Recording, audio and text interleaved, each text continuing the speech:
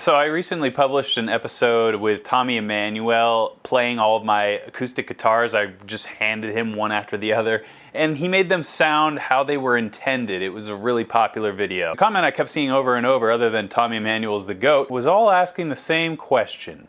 What's up with that nylon string guitar? I'm gonna show you that guitar today. In fact, it's right here in this case. When I think of nylon string and its influence on me, we all had that crappy one that we bought at the pawn shop or local guitar store, right? We probably played it with a pick and scratched the hell out of it. It's sort of like a rite of passage for every guitar player, but this is not that. Yes, this guitar right here looks like a $5,000 guitar, sounds like a $5,000 guitar, plays like a $5,000 guitar, and yet it's only, I think it's like 750 bucks. But I'll put the link to this guitar in the description if you want to check it out. Bromo is the luthiers. They've been in guitar manufacturing for more than 50 years, and they originated in Taiwan, moved to China in the 90s, and are now based in East Java, Indonesia since 2014. And you can see it's like a little volcano there, based on the majestic Mount Bromo volcano nearby in Indonesia. So this is a cool guitar, and I really appreciate them sending it to me. I'm gonna play my favorite nylon parts in rock and metal songs. That seems like a great way to demonstrate the power and versatility of this instrument.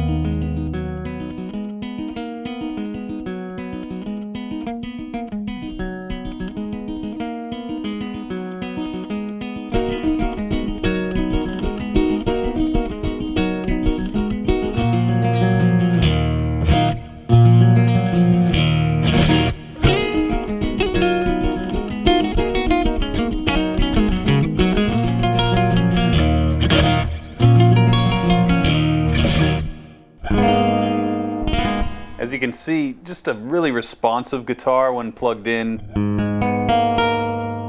And obviously unplugged, it sounds like this. Just a nice little acoustic guitar. It's got this really cool cutaway. 12, 13, 14, 15, 16, 17, 18, 19, 20, 21, 22. 22 frets on this bad boy. There is a use for that access, as you can see clearly, and also just the intonation.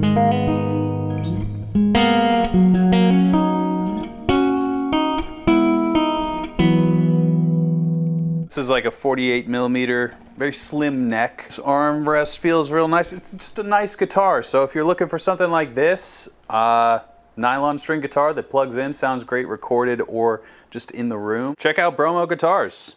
Make great stuff, and thanks to them for sending this to me. Now let's hear how this guitar really should sound in the hands of a master like Tommy Emmanuel. This is a nylon string guitar. Oh, if you want to plug that one in. Yeah, plug that in. There we go. And Thanks, master. just got this guitar, but Down a semitone. yes.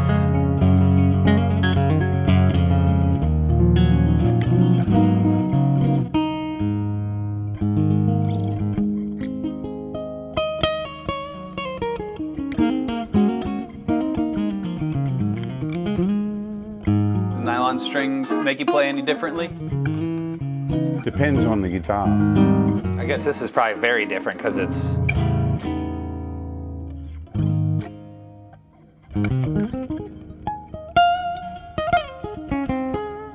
Well, let me see here.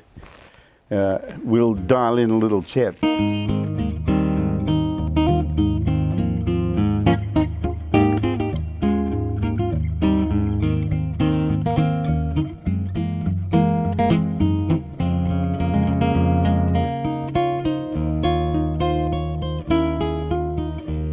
I'm happier, yeah, I'm healthier.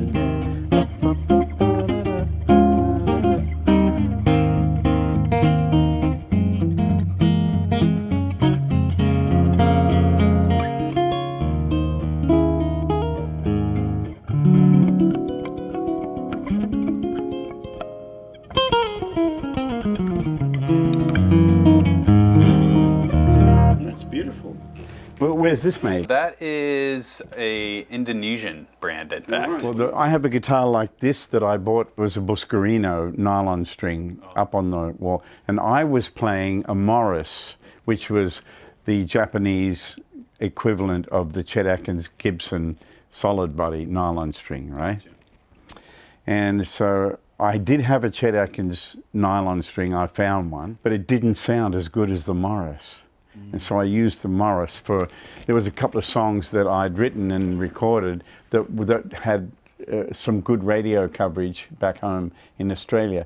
And when I played it with the band, you know, I had a little Carlsbad amp. Yeah. Because a nylon string does not sound good through a really sophisticated amp. You need a real simple, almost cheapy kind of amp. Interesting. Why is that, do you think? Because you don't need all the other surface noise that a nylon string brings, right? So you need a slight woodiness and low mids to come off the nylon string. And so, and you mic it real close and put it in the PA, and it sounds great. And it's not the kind of sound that you'd say, oh, that's a great nylon string sound, but you put that sound with your band, with a bass, drums, a little bit of keyboards, it sits just great, and it's like right there. Isn't that some of the greatest guitar tones ever recorded? When you solo them out, they sound like garbage. Look at Jerry Reed. You There's know, a lot of examples of that. That's why when Chet Atkins signed him and took him away from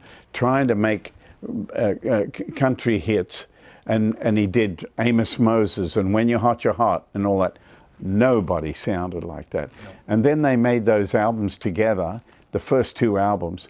Oh my God, the guitar playing from both of them it's stellar on a level that's just unbelievable, you know. And that's the late 60s, early 70s, you know. And he was just rocking. It was unbelievable.